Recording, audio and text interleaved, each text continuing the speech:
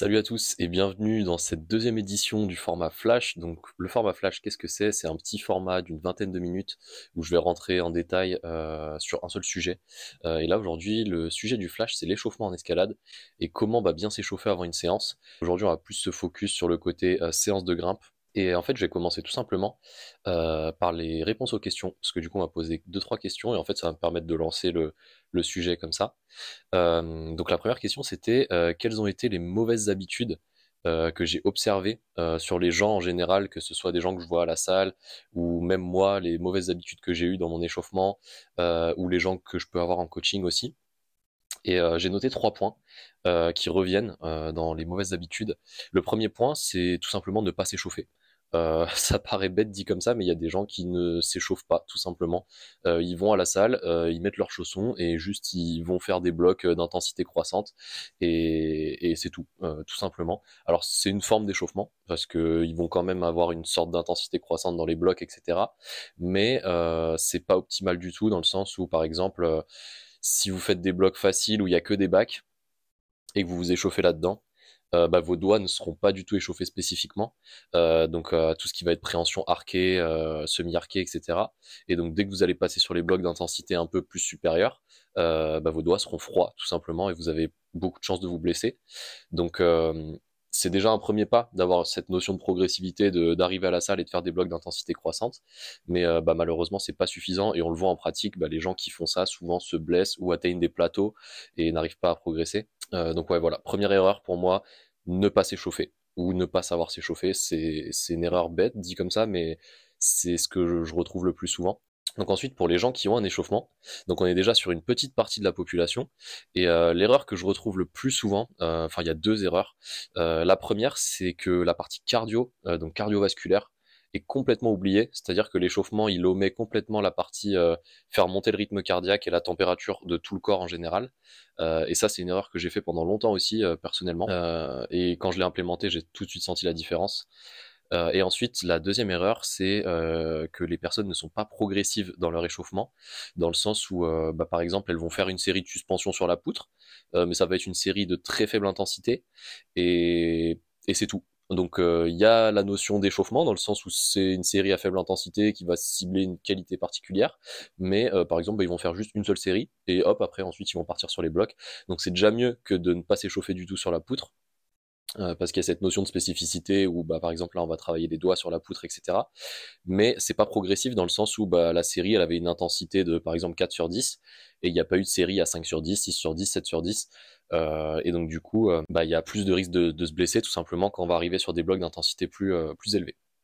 Donc ça, c'était un peu les trois grosses mauvaises habitudes que je retrouve. Donc ensuite, on passe à la deuxième question. Et là, cette question, elle m'a fait rire un peu. C'est les pires échauffements que j'ai vus au cours de ma pratique ou quoi, ou même que j'ai pu faire. En vrai, cette question, elle est plus complexe qu'il n'y paraît, parce que c'est vrai qu'il n'y a pas de pire ou de meilleur échauffement, parce que ça dépend vraiment du contexte, de la personne, de ses objectifs, de son objectif de séance, etc. Et du coup, je vais y revenir dans la deuxième partie du podcast qui va être vraiment vous détailler comment bien s'échauffer. Mais il y a un truc qui revient très souvent et ça me fait rire parce que je charrie aussi les gens qui le font, etc. C'est faire les cercles avec les articulations. Genre faire des cercles avec les épaules, chasser les gouttes d'eau avec les doigts, etc. Alors ça c'est bien, mais c'est pas utile dans le sens où on peut tellement faire mieux. Et du coup, qu'est-ce qui est mieux que ça et qui prend tout autant de temps? C'est les rotations articulaires contrôlées. Et donc je vais y revenir dans la deuxième partie de comment bien s'échauffer. Mais pour la grimpe, en gros, les rotations articulaires contrôlées, on va surtout se focaliser sur les épaules, sur les coudes, sur les poignets et sur le genou. La hanche peut-être aussi, mais ça dépend des personnes. Mais moi personnellement, je mets pas trop de focus sur la hanche parce que je suis déjà assez souple et mobile de la hanche. Mais voilà, en gros, c'est ces quatre ou cinq articulations-là qui font vraiment 90% du travail. Et si vous avez vraiment pas le temps, je vous conseille vraiment de rester sur épaules, coudes et genoux. Vraiment, ces trois-là, c'est obligatoire. Poignets, un peu moins, ça dépend des gens. Il y en a qui ont des poignets solides, etc. Mais voilà, à la place de tous ces petits cercles, tous ces trucs sans intensité, là où vous chassez les gouttes d'eau, etc., ça prend du temps, ça sert à rien, si ce n'est juste faire monter un peu la température. Mais si vous suivez la séance d'échauffement que je vais vous détailler après, vous allez avoir cette montée en température de tout le corps. Et donc bah, vous n'aurez pas besoin en fait de faire tout ça. Donc voilà, si jamais vous faites ça dans votre échauffement, que vous êtes reconnu, bah, je vous conseille tout simplement de remplacer ça par des rotations articulaires contrôlées. Ensuite, on passe à la troisième question. Et la troisième question, c'est qu'est-ce que c'est pour moi un bon échauffement? Et du coup, bah là, on rentre dans le vif du sujet du podcast, donc comment bien s'échauffer? Et là, du coup, je dirais que l'échauffement, il est en trois grandes parties. La première partie, pour moi, c'est ce que j'appelle la routine mobilité, donc qui va comprendre des cars et des mobilisations, entre guillemets, d'étirements dynamiques. Donc ça va durer 5 minutes à peu près. Ensuite, on a toute la partie que j'appelle prépa physique, où on va faire du tirage, des doigts, du gainage, des jambes et de la poussée, sous forme de circuit training, en fait, tout simplement. Et on va augmenter l'intensité au fur et à mesure. Ça, normalement, ça va durer une dizaine de minutes. Et puis ensuite, il y a la partie vraiment sur le mur, donc que j'appelle la partie flow, ou donc flow Flow. Donc en fait, ça c'est vraiment la partie où vous allez vous échauffer bah, vos sensations dans votre grimpe, etc. Et ça, pareil, ça peut durer une quinzaine de minutes. Donc là, vous voyez déjà que juste la partie routine mobilité, routine prépa physique et routine flow, ça dure max 30 minutes. Et, euh, et la partie flow, vous la faites que si c'est une séance d'escalade, si c'est une séance de prépa physique où vous n'allez pas grimper après, vous n'avez pas besoin de faire cette partie flow parce que tout simplement vous n'allez pas grimper. Donc déjà votre échauffement il dure 15 minutes. Donc pour une séance de prépa physique classique, ça peut être hyper rapide entre guillemets de bien s'échauffer. Donc là je vais rentrer vraiment dans le détail bah, du coup de comment bien s'échauffer et qu'est-ce que je mets dans chacun de ces blocs là. Donc maintenant, bah, du coup, je vais vraiment passer au détail de ce que je mets dans tous ces différents blocs. Donc pour ce qui est de la routine mobilité, enfin ce que moi j'appelle la routine mobilité, va y avoir une partie donc avec les rotations articulaires contrôlées. Donc je vous le disais juste avant, on va se focaliser sur bah, les coudes, les épaules, les poignets, les genoux, éventuellement les hanches également. Et là, du coup, ce que je conseille en général, c'est de faire 2 à 3 séries de 5 à 10 répétitions. Donc souvent, une répétition, c'est un aller-retour sur les rotations articulaires contrôlées bah, par articulation tout simplement et de les enchaîner. Donc par exemple, vous allez faire épaule droite, épaule gauche, poignet droit, poignet gauche, coude droit, coude gauche, genou droit, genou gauche, etc. Et vous enchaînez en fait, vous prenez vraiment aucun temps de récup entre les articulations. Et après, bah, en fait, une fois que vous avez fait un tour, bah, vous refaites chaque articulation dans le même ordre, etc. Donc cette partie rotation articulaire contrôlée, elle va durer environ 5 minutes. Et ensuite, bah, du coup, on va passer à ce que j'appelle la routine mobilité matinale, où en fait, ça va être plus des mobilisations en étirement dynamique. Et là, du coup, vous allez avoir des mouvements comme des fentes, des rotations de hanches, des mobilisations de la colonne vertébrale en extension, en flexion, etc. Et si ça vous intéresse vraiment, du coup, je vous invite à aller voir le post du coup qui est en épinglé sur mon Instagram. Donc vous avez la routine mobilité qui est disponible tout simplement dans le post épinglé. Et pour ceux que ça intéresse vraiment, je vous invite à m'envoyer un message privé sur Instagram en me disant mobilité tout simplement. Et je vous enverrai un lien vers une vidéo YouTube bah, non répertoriée sur ma nouvelle routine mobilité que j'ai implémentée bah, pour les personnes que j'ai en coaching, etc. Donc si ça vous intéresse, vous m'envoyez un message privé sur Insta en disant mobilité et je vous enverrai tout simplement le lien vers cette vidéo YouTube si ça peut vous aider, vous inspirer tout simplement. Donc une fois qu'on a fait cette routine mobilité, donc qui comprend donc les cars et les mobilisations dynamiques, donc ça, des étirements dynamiques, voilà. Enfin vous l'appelez comme vous voulez, moi j'appelle ça routine mobilité. Donc une fois qu'on a fait cette routine de mobilité, qui dure à peu près, si on fait tout à la chaîne, ça dure max 10 minutes, donc en comptant les cars, on passe à la partie du coup vraiment prépa physique. Et là, du coup, la partie prépa physique, ce qu'il faut comprendre, c'est que on s'échauffe d'abord sur la poutre ou dans la salle de muscu, entre guillemets. Donc, comme je le disais dans le podcast avec Loïc, c'est une partie où du coup vous mettez pas vos chaussons, donc c'est de la prépa physique. Et là, du coup, le but, ça va être d'augmenter l'intensité progressivement sur tous les exercices qui vont cibler, entre guillemets, tous les muscles et les articulations qui sont utiles bah, pour la grimpe. Et là, du coup, bah, on a 5 blocs. Donc un bloc de tirage, un bloc de doigts, un bloc de gainage, un bloc de jambes et un bloc de poussée. Donc quand je dis poussée, ça va être tout ce qui va être soit mouvement d'épaule, soit mouvement de pompe, donc enfin poussée horizontale ou verticale tout simplement. Pareil, tirage, ça peut être tirage vertical, donc tout ce qui va être traction, ou même tirage horizontal, donc par exemple traction australienne, etc. Pour les doigts, souvent ça va être des suspensions. Et dans les doigts, on va avoir deux types d'exercices. Un type d'exercice qui va être plus une activation physiologique, donc entre guillemets, souvent ça va être des repeaters. Donc là, je vais détailler hein, après tout ce que je mets dans l'échauffement.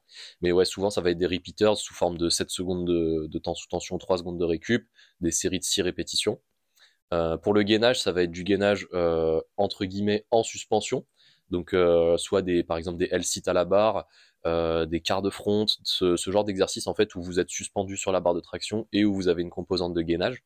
Pour les jambes, ça va être des exercices de mobilité entre guillemets active, comme par exemple les Cossack squats, des pistol squats, des curl ischio sur Swiss ball, etc.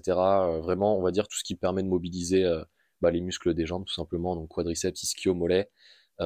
Aussi tibial antérieur, si vous savez que vous allez mettre beaucoup de contrepointes, etc., ça peut être intéressant. Et pour la poussée, des pompes, des dips, des développés militaires, etc. Donc là, je vais détailler vraiment comment je le fais. Donc en fait, ce que je fais, c'est que je fais une série de chaque bloc en enchaînant. C'est-à-dire que je vais faire une série de tirages.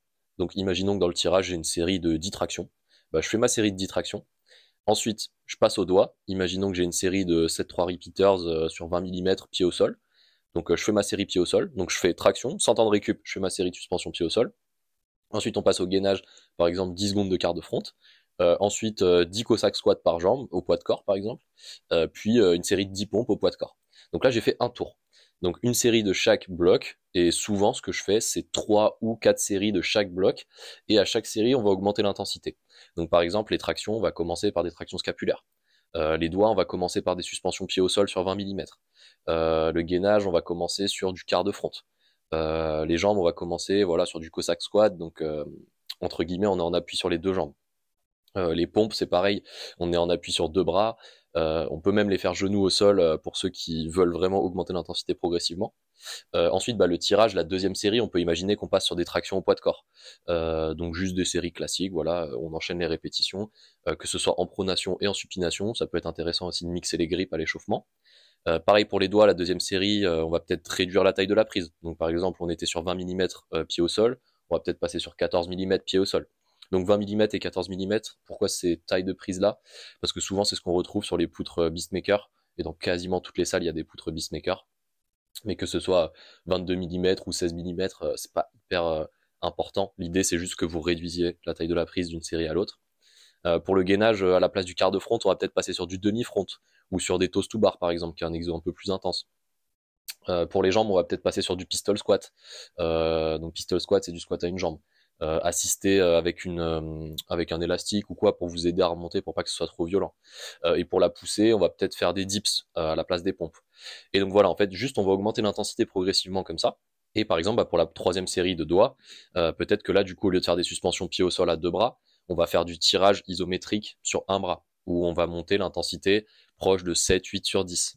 Et en fait, ce qu'il faut que vous ayez comme référence en tête, c'est que votre échauffement, tout compris, quand vous terminez votre échauffement, donc à la fin de la partie prépa physique, donc ça comprend la partie routine mobilité plus prépa physique, vous devez sentir que vous êtes à 7 sur 10 max en termes d'intensité. Et ça du coup c'est vraiment subjectif, et ça va me permettre de passer au point suivant qui est l'autorégulation. Et pourquoi c'est intéressant d'intégrer l'autorégulation dans son échauffement. Donc l'autorégulation, qu'est-ce que c'est? L'autorégulation, en fait, c'est le fait de faire à chaque séance le même échauffement pour que vous puissiez comparer votre état de forme, d'un jour 1 à un jour 2. Donc je prends un exemple tout bête. Le lundi, je vais faire mon échauffement. Je vais me sentir hyper en forme à la fin. Je sais pas, peut-être j'ai ressenti mon échauffement à 6 sur 10 en termes d'intensité. Je sens que mon cardio, il a bien monté, mais il n'est pas à 180 BPM. Voilà, je me sens bien, je me sens en forme.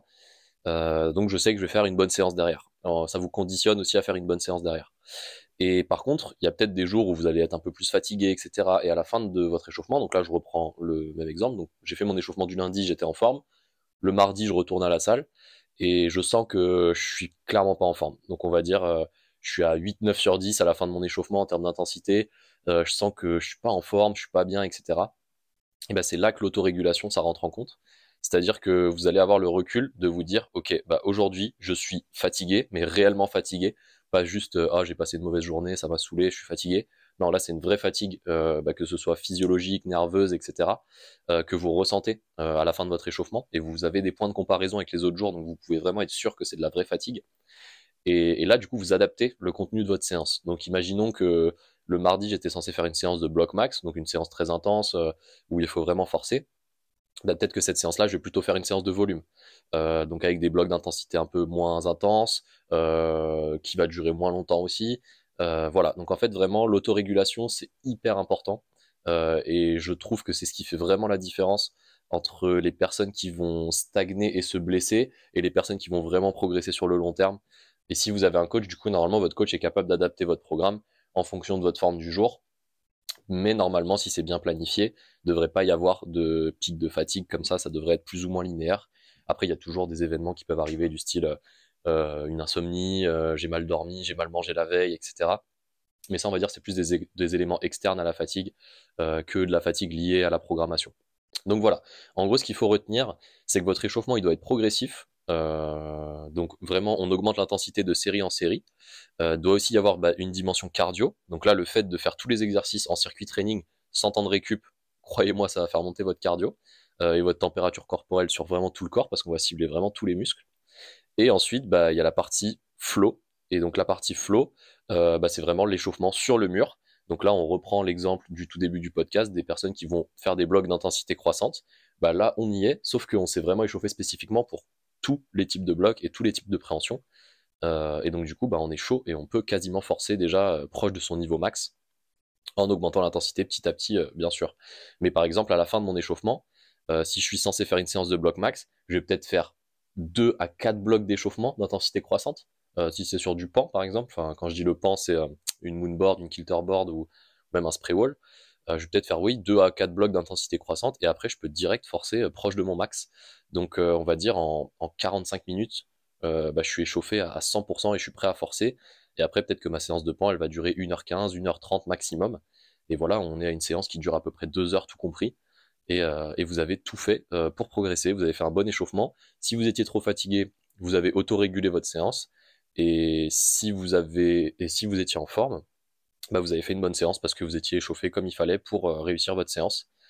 Donc voilà, je pense que j'ai à peu près tout dit. Si vous avez des questions, vous n'hésitez pas dans les commentaires, en message privé sur Instagram. J'en profite aussi pour vous demander de laisser une review de 5 étoiles ou un petit commentaire si vous êtes sur YouTube pour suggérer des idées de prochains podcasts. Si vous avez des questions, voilà, vraiment ça se passe en commentaire ou en DM. Et je vous rappelle aussi que si la routine mobilité, elle vous intéresse, vous m'envoyez juste mobilité en message privé sur Instagram et je vous enverrai le lien du coup vers la vidéo YouTube non répertoriée avec toute la routine mobilité où j'explique en face cam vraiment tous les étirements, toutes les rotations articulaires contrôlées, etc. Mais je vous dis à la prochaine et portez-vous bien.